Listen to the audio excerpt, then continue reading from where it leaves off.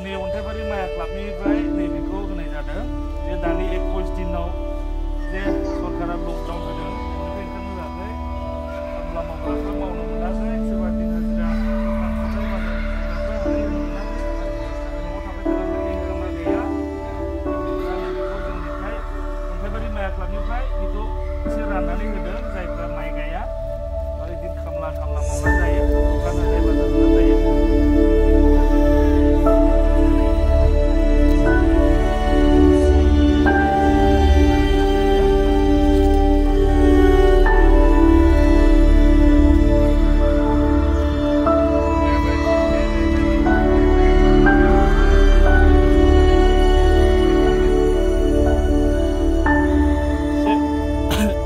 लाबाय था दै गुदुंखौ लोंबाय था दे आबै दे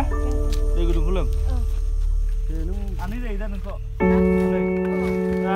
दालै बेखौ